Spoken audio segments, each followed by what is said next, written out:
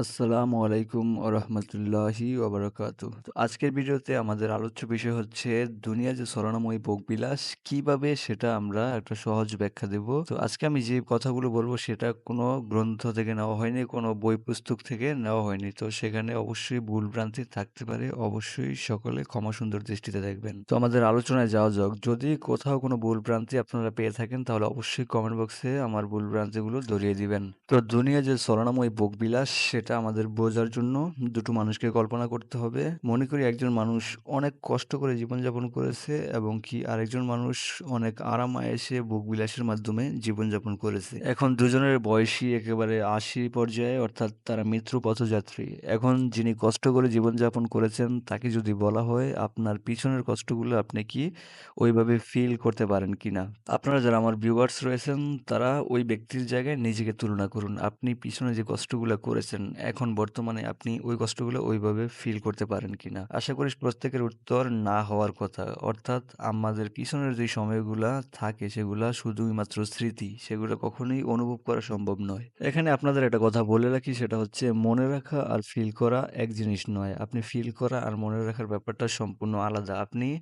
মনে একটা স্টোরি কল্পনা করলে যেরকম আপনার মানে স্মৃতিতে থাকবে, সেরকমভাবে আপনার অতীতগুলো আপনার ওই সেরকম জাস্ট স্মৃতিতে থাকবে। সেগুলো আপনি ফিল করতে পারবেন না। এখন আরো একটু ভালোভাবে বোঝার জন্য যিনি অনেক আরাম-আয়েশে জীবনযাপন করেছেন তার কথা বলা যাক। এখন তাকে যদি প্রশ্ন করা হয় যে আপনি যে পিছনের জীবনগুলো আরাম-আয়েশে কাটিয়েছেন সেগুলাকে আপনি ওইভাবে ফিল করতে পারেন কিনা? তিনি কিন্তু অবশ্যই ফিল করতে পারবেন না। তো তার মধ্যে একটা উদাহরণ দিয়ে বলা যেতে পারে, সেটা হচ্ছে তিনি কয়বার গরুর মাংস খেয়েছেন জীবনে? তিনি হয়তোবা খেয়েছেন অনেকবার, কিন্তু তিনি বলতে পারবেন সর্বোচ্চ কয়েকবারের কথা। অর্থাৎ তার বাকিগুলা মনে নেই।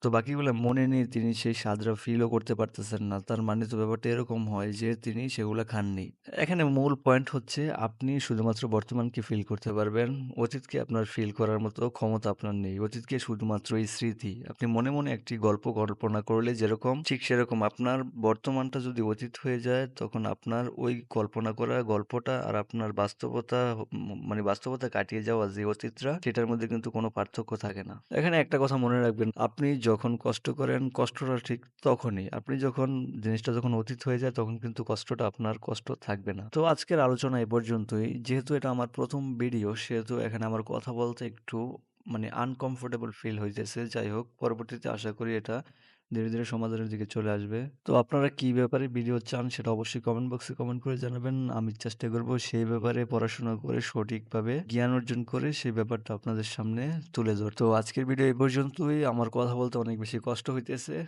এবং কি আনকমফোর্টেবল